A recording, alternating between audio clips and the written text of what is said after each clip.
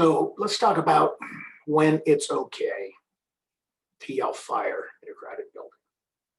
I see a lot of people very upset, about free speech and free speech issues. And what I'm seeing a lot of from the left, the progressives, is, well, you can't yell fire in a crowded building. That's true to a point. But when is it okay to yell fire in a crowded theater or crowded building? It's okay to yell fire in a crowded building when the building is on fire.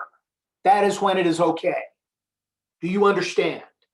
Not only is it okay to yell fire when the building's on fire, you have a moral obligation to yell fire and to get as many people out of that building so they're not burned up in the fire. That is free speech. Okay, that is how it works. All right?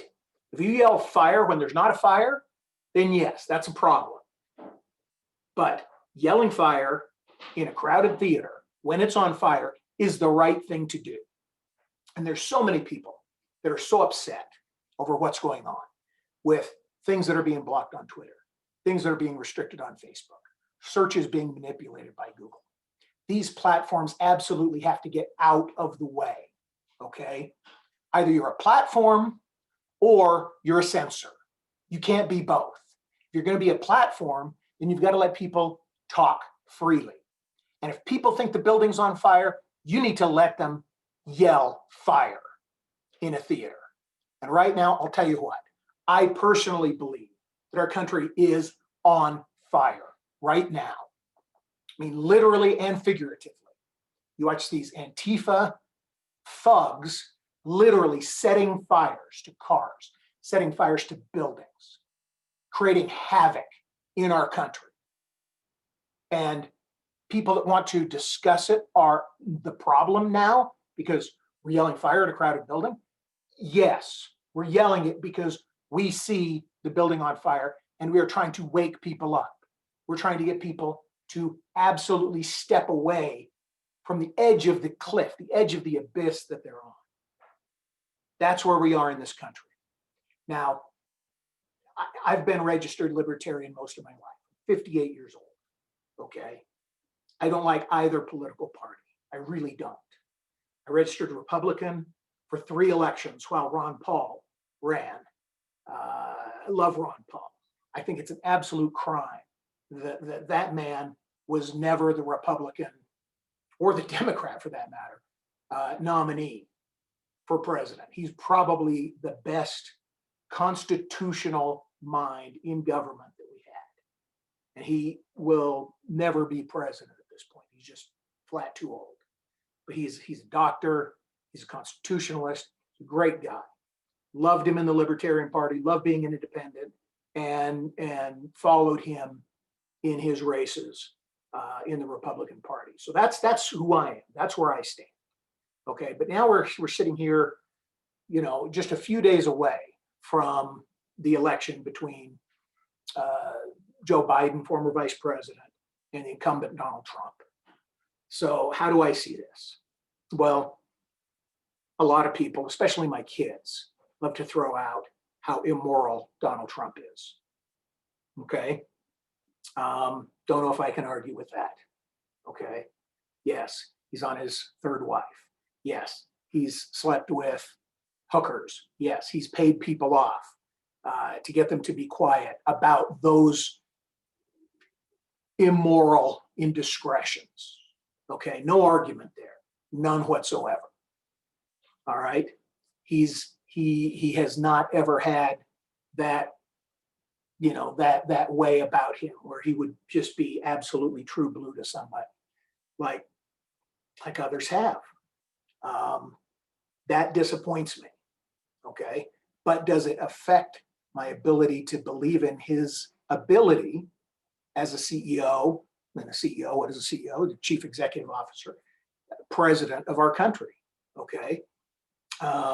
No, I don't believe that affects his ability to do those things. Do I wish that I didn't have to try and defend him because of the immorality, the indiscretions? Yeah, I absolutely wish that. 100%, 1000%. You know, it does. It bothers me. It gets to me. Okay. But in my opinion, there's immorality and then there's corruption. And corruption is way worse, way worse than immorality. And what I see from Joe Biden is corruption. And I will vote for an immoral man that I believe is a good leader, way ahead of a man who is corrupt, someone who has sold his country out to the Ukraine, someone who has sold his country out to China, someone who is beholden to these foreign powers who will do all they can to influence us here, to take our manufacturing. I mean, in the last 4 years, we've brought manufacturing back. Thank you, Mr. Trump. We've brought our energy sector back. Thank you, Mr. Trump. Nobody's thanking him for these things. Okay, you know, it doesn't make any sense at this point in time for me to vote for a corrupt politician, someone who is taking money from the communist Chinese, someone who is taking money from the Ukraine, someone whose son is clearly working behind the scenes, as we see now from all of this information that's coming out on the laptops. And I know a lot of you probably haven't seen it because until very recently, just a day or two ago, Twitter, Facebook, and others were blocking the ability to share the New York Post articles. There are 2 articles, one on the Ukraine and one on China. Okay, this is the 4th largest newspaper in the land, and Twitter chose to block their posts, shut their account down, keep them from posting, keep me and others from sharing those posts. Come on, okay? So back to free speech. Are you a platform or are you a censor? What are you, Twitter? What are you, Facebook? What are you, Google? Come on. We see that theater is on fire. We see it. Why are we not able to yell fire in a crowded theater when it's on fire? Because that is free speech. So stop it. Stop censoring us.